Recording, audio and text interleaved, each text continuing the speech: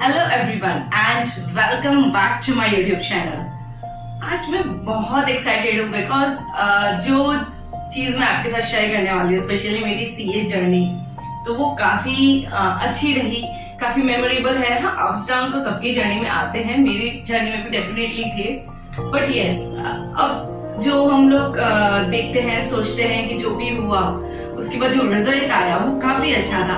तो वो जर्नी अब खुशी वाली जर्नी बन चुकी है एंड मैंने काफी लोगों की वीडियोस भी देखी यूट्यूब पे, बहुत इंस्पायरिंग थे। मुझे लगा चलो यार मैं भी अपनी जर्नी शेयर करती हूँ, शायद आप लोग रिलेट कर पाओ एंड थोड़ा सा मोटिवेशन आपको भी मिल जाए। सो चलिए डिस्कस करते हैं क्या हुआ, कैसे हुआ, सीए में कैसे घुसे।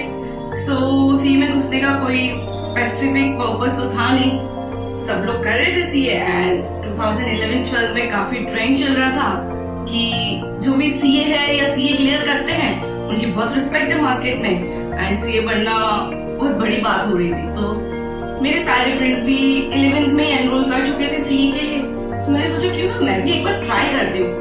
And through out my schooling और जो भी मेरी जर्नी रही है चाइल्डहुड, वहाँ पे मैं काफी ब्राइट स्टूडेंट थी, तो मुझे लगा चलो यार जब सब उसमें जा रहे मैं भी जाती हूँ, अगर हो जाएगा तो वेल एंड गुड, नहीं होगा तो देखते हैं क्या करना है।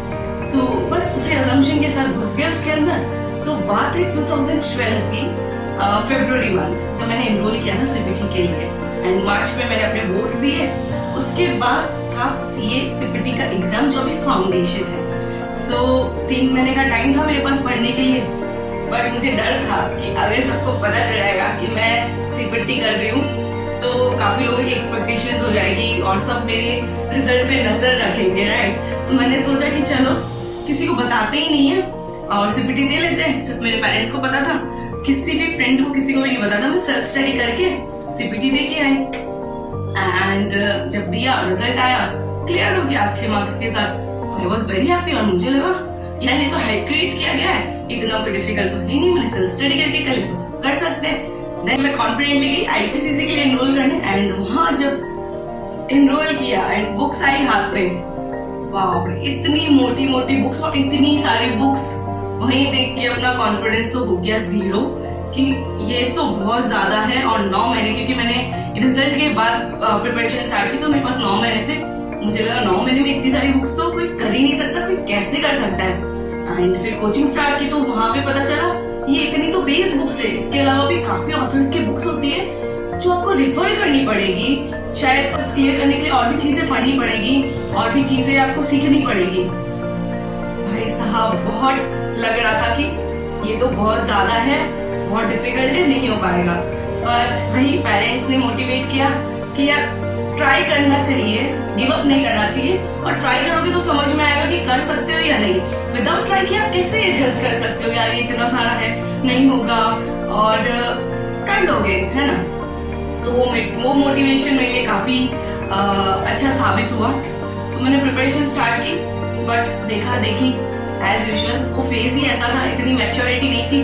तो देखा लाइब्रेरी सब जाते हैं और जो भी लाइब्रेरी जाता है उनका वो लोग अप टू डेट रहते हैं, क्लास में अच्छे क्वेश्चंस भी पूछते हैं और उनको सब जल्दी जल्दी समझ में आता है। तो मैंने सोचा यार मैं भी एक बार लाइब्रेरी जाके ट्राई करती हूँ कि उधर क्या इफेक्ट होता है। और मेरी पढ़ने की स्टाइल कैसी थी, मैं बहुत जोर जोर से लाउडली पढ़ती थी, मिरर के सामने देख के पढ़ती थी ताकि मुझे नींद ना आए, तो मैं वैसे करके पढ़ती थी। तो और लाइब्रेरी में आपको पता है कि एकदम शांति से पढ़ो, आवाज नहीं। तो मैं मेरी फ्रेंड को लेके 31 अगस्त 2012 की बात है, मैं उसको लाइब्रेरी लेके गई। मतलब चल अपने भी चल के आते, एक बार देखते कि कैसा होता है।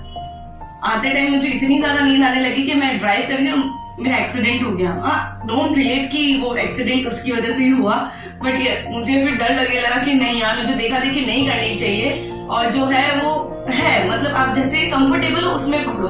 अगर किसी को लाइब्रेरी में जाना कंफर्टेबल है तो वो वैसे पढ़े, और जिसको लगता है कि वो घर पे अच्छे से कर सकता है वो घर पे पढ़ो। देखा देखी कभी मत करो, ये मैंने लेसन सीखा था उस टाइम पे।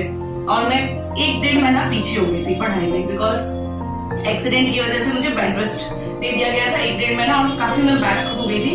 तो मुझे अब ऐसा लग रहा था, ऑलरेडी मैं प्रिपरेशन इतनी स्ट्रॉन्ग नहीं थी मेरी, और 1-1.5 महीना पीछे, तो आपको वो सिलेबस भी आगे कैरी फॉरवर्ड करना और उसके बाद जो चल रहा है वो सिलेबस भी कोप अप करना, और सबके मतलब और मैं इतनी कोई टैलेंटेड स्टूडेंट नहीं थी कि मुझे एक बार समझा हाँ झट से समझ में आ गया। मुझे टाइम लगता है समझने में और थोड़ा सा मैं स्लो लर्नर हूँ। बिकॉज अगर आप मुझे कुछ समझाते हो तो मैं जब तक उसको खुद से डिटेल्ड एनालिसिस नहीं करती तब तक मुझे सेटिस्फेक्शन नहीं मिलता। तो उस हिसाब से पॉजिटिव भी है और थोड़ा नेगेटिव भी है। तो कोई बात नहीं, देखा कि चलो कुछ तो करना है। हाँ, टू बी वेरी ऑनेस्ट, अब मुझे ऐसा लग रहा था कि यार इस बार नहीं हुआ तो ये वापस इतनी सारी बुक्स नहीं हो पाएगा। तो डिसाइड किया चलो माधुरी कुछ नहीं करना है अपने को। तो सोचा कि चलो 4 महीने हैं, मतलब 4-5 महीने बचे थे। मैंने सोच ही लिया कि सब कुछ बॉयकॉट कर दूंगी मैं। मतलब इस 4 महीने में इतना एफर्ट्स डाल दूंगी कि मुझे वापस बुक्स नहीं पढ़नी है। सो बहुत डिसिप्लिन के साथ मैंने स्टार्ट किया अपनी वापस जर्नी IPCC की, और जो अभी इंटरमीडिएट है। सो 4 महीने काफी डिसिप्लिन से मैंने पढ़ाई की, कोचिंग्स भी ली और सेल्फ स्टडी भी बहुत अच्छे से किया। एक रूटीन बनाया अपना, बहुत अच्छा स्केड्यूल बनाया और अच्छे डिसेंट मार्क के साथ मेरा फर्स्ट अटेम्प्ट में क्लियर हो गया। अब बात आती है आर्टिकलशिप की। मेरे सारे फ्रेंड्स बोले बिग 4 में जाना है, एक साल तो एटलीस्ट अच्छी फर्म में करेंगे, वो करेंगे। But as I said I was a slow learner. तो मुझे काफी मैच्योरिटी आ चुकी थी तब तक कि ये इतना आसान नहीं है जितना दिखता है। और मुझे ऐसा लग रहा था अगर मैं पढ़ूंगी नहीं, पास ही नहीं होंगी तो आर्टिकलशिप भी मेरी वेस्ट हो जाएगी अगर मेरा एग्जाम ही क्लियर नहीं होगा CA फाइनल का। तो फिर मैंने सोचा चलो एक काम करते हैं, अपने तो स्मॉल साइज फॉर्म से आर्टिकलशिप करते हैं। और वहाँ पे पहले से मैं बहुत क्लियर थी कि मैंने अपने प्रिंसिपल से बात कर ली थी कि मुझे इतनी इतनी लीव्स चाहिएगी, मैं इस टाइम से इस टाइम तक आऊंगी। ऑडिट सीजन यस एक्सेप्शनल है और जब भी आपके पास एक्स्ट्रा काम होगा I will definitely sit for long hours. But routine मेरा मैंने उनके साथ शेयर कर लिया था कि रोज मेरे लिए पॉसिबल नहीं है ये। और मेरी एक फ्रेंड भी मेरे साथ उस टाइम पे वही फर्म में हम दोनों ने ज्वाइन किया। पढ़ाई चल रही है एकदम आराम से स्मूथली, क्योंकि इतना आप नहीं पढ़ रहे होते उस टाइम पे बिकॉज आपको लगता है बहुत टाइम है, राइट। वही मुझे लग रहा था बहुत टाइम है यार, धीरे धीरे आराम से कर लेंगे। जो भी फंक्शंस होते थे सब कुछ अटेंड करते थे, मजे मार रहे थे। बात आई मेरी मिड 2016 में एग्जाम ड्यू थी। फरवरी मार्च में ऐसा कुछ हुआ कि फैमिली इश्यूज हुए, कुछ पर्सनल प्रॉब्लम थी। तो मैं सोची कि पता नहीं मैं CA कर पाऊंगी या नहीं। तो मैंने सोचा चलो अभी के लिए छोड़ देते हैं, देखा जाएगा, अगर डेस्टिनी में होगा तो वापस करेंगे, नहीं तो कोई बात नहीं।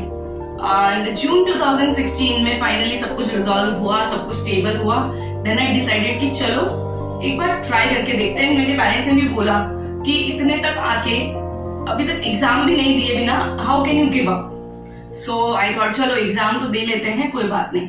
वही सेम डिसिप्लिन मैंने फॉलो किया उस टाइम पे भी कि सब कुछ बॉयकॉट कर दो। आप मतलब सोच लो कि ये टाइम मुझे देना है, कैसे भी करके ये टाइम मुझे निकालना है। और ये टाइम अगर मैंने अच्छे से निकाल दिया तो आगे का टाइम मेरा और अच्छा आने वाला है। तो वही सोच लेके मैं एग्जाम के लिए प्रिपेयर करने लगी। मैं गुजरात में रहती हूँ तो यहाँ पे फेस्टिवल्स भी बहुत ज्यादा आते हैं। तो मेरे नवंबर में एग्जाम था, उससे पहले आई नवरात्रि, उससे पहले गणेश चतुर्थी। तो हर कोई ऐसे ही बोलता था यार क्या फर्क पड़ जाएगा, 1 घंटा दे देगी तो, आधा घंटे तो नीचे जाना है। But I was very discipline, मैंने बहुत कंट्रोल किया कि नहीं वो 1 घंटा या आधा घंटा शायद मेरा दिन खराब कर दे या ज्यादा। और नेक्स्ट ईयर से मुझे ये सब एंजॉय करने मिलेगा ना, अगर मेरा क्लियर हो गया तो फिर मुझे तो पढ़ाई का ऐसे भी स्ट्रेस नहीं रहना है, तो मैं एंजॉय करूंगी अपनी लाइफ। तो वही सोचा कि नहीं, बहुत कंट्रोल किया मैंने।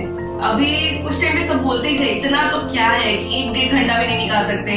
कोई फैमिली फंक्शन होता था क्या सिर्फ खाना खाने तो आना है, सिर्फ खाना खा के चले जाना। But no means no. उस टाइम पे आपके पास ये कंट्रोल होना चाहिए कि आप नो कह सको हर एक को, क्योंकि आपकी प्रायोरिटी आपके दिमाग में क्लियर होनी चाहिए। आधा घंटा भी नहीं, 15 मिनट भी नहीं, 10 मिनट भी नहीं, सब कुछ बॉयकॉट कर दो, चाहे वो मोबाइल है चाहे कुछ भी है। तो वो मैंने फॉलो किया और 4-5 महीने में मैंने वापस अपनी स्टडी स्टार्ट की, नोट्स बनाए। और ऐसा नहीं मैं बहुत 14-18 आवर्स पढ़ रही थी, मैं डिसेंट 12-14 आवर्स पढ़ रही थी ऑन एन एवरेज। और अगर आप स्टॉप वॉच लेके भी मैंने ऑब्जर्व किया था तो वो ऑलमोस्ट 10 घंटे ही होता है। बिकॉज आप अपना थोड़ा टाइम तो सोचने लग जाते हो पढ़ते पढ़ते। कभी आप सोचने लगते हो कि आप CA बन चुके हो, क्या हो रहा है क्या नहीं। सो वो सब थॉट्स भी आप अगर एक्सक्लूड करो तो आप इफेक्टिवली 9 से 10 घंटा पढ़ रहे थे। तो मेरा वही था, 9 से 10 घंटा चल रहा था पढ़ाई। एंड अच्छे से चल रहा था और एग्जाम दिया, क्लियर हो गया, 480 स्कोर था। सो आई वॉज वेरी हैप्पी। और मेरी आदत थी कि क्लियर हो जाए तो भगवान के आगे बैठ जाओ, क्योंकि मेरे को लगता है मेरे में तो कुछ ऐसा टैलेंट ही नहीं है कि लोग मुझे अप्रिशिएट करें या मैं कुछ बड़ा कर सकूं। बट यस, वो भगवान का जो भी है, भगवान ने मुझे जो मतलब बूस्ट दिया है या मेरे पेरेंट्स के मोटिवेशन की वजह से ही मैं जो भी हूँ आज, वही उनकी वजह से ही हूँ। सो मैं आदत थी मेरी कि कुछ भी अच्छा होता था मेरे साथ या अभी भी कुछ भी अच्छा होता है तो मैं पहले गॉड के सामने ग्रेटिट्यूड लेके बैठ जाती हूँ। तो बस वही था। और घर पे सबके कॉल आ रहे हैं, वाओ, और सब प्राउड फील कर रहे हैं। एंड मैं ऐसी कोई फैमिली बैकग्राउंड से नहीं आती जहाँ पे सब लोग एजुकेटेड है या काफी स्ट्रॉन्ग एजुकेशन बैकग्राउंड है, बट हाँ डिसेंट बैकग्राउंड था। एंड कोई भी लड़की मेरे फैमिली में अभी तक कुछ प्रोफेशनल क्वालिफिकेशन नहीं ले पाई थी। सो वो भी एक अच्छा अचीवमेंट था और काफी खुशी थी। तो मैं वो खुशी एंजॉय कर रही थी और उस खुशी में मैं भूल गई कि किसी का क्या रिजल्ट आया, मेरे फ्रेंड क्लियर हुए या नहीं हुए, या सी का ओवरऑल रिजल्ट क्या है, एवरेज परसेंटेज कितना है, कौन रैंकर्स है, कौन क्या है। So I was enjoying my life. ठीक है, उस टाइम पे मैं बहुत अपनी सक्सेस काफी अच्छे से एंजॉय कर रही थी।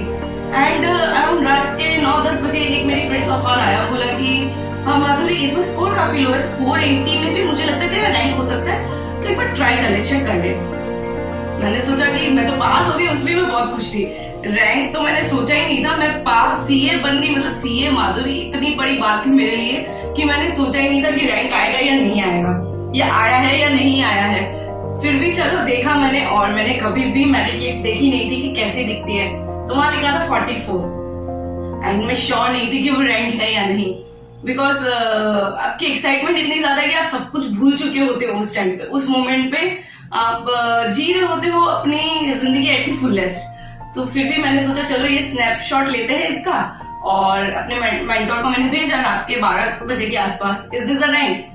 Early morning he called me around 6-7 and he started scolding me कि तुम्हें सच में नहीं पता ये रैंक है। And then he congratulated me and he called me to his office.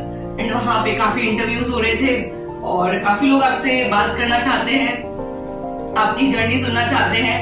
तो मैं सबको यही बोली थी, यार भाड़ में जाए दुनिया, भाड़ में जाए सब कुछ, मेहनत कर लो, अभी जी लो, बस यही है। और उसके बाद जो आपकी जिंदगी है वो बहुत बहुत ब्यूटीफुल है, क्योंकि उसी दिन आपको रियलाइज हो जाता है जिस दिन आप सीए बनते हो कि जो लोग आपके अगेंस्ट थे या जो लोग आपके बारे में ऐसा बोलते थे, क्या है गली गली में सीए है, या सीए कोई ऐसा तीन मारने जैसा नहीं, कितने तो सीए भरे पड़े हैं, वो लोग भी आपको अप्रिशिएट कर रहे हैं। वो लोग भी आपसे पूछ रहे हैं कि मेरे बच्चे के लिए क्या करना चाहिए, मेरे बच्चे को कैसे आपने पढ़ाई की, उसको समझाओ, ये करो वो करो। तो काफी अच्छा मोमेंट होता है। एंड वो वर्दी है, वो मेहनत जो आप करते हो वो उस मोमेंट को एंजॉय करने के लिए बहुत वर्दी है। सो मैं तो यही कहूंगी कि आप भी अपनी प्रोसेस को एंजॉय करो। आई नो कहना आसान है, बट उस टाइम वो बुक्स देख के, इतना सारा सिलेबस देख के होता है, गिव अप करने का भी मन करेगा, डीमोटिवेट हो जाओगे, आसपास के लोगों की बातें भी अफेक्ट करेगी। बट हमें हम पे कंट्रोल रखना है एंड वही कंट्रोल हमें आगे लेके जाएगा। सो मेरी जर्नी यही थी। उम्मीद करती हूँ आपको अच्छी लगे। मुझे कमेंट में जरूर बताइएगा कि आप मेरी जर्नी के साथ रिलेट कर पा रहे हो या नहीं, या फिर आपका क्या थॉट प्रोसेस है मेरी इस जर्नी पे। And that's all for today. I hope you enjoy your day and please do like and subscribe my channel. Bye bye. Take care.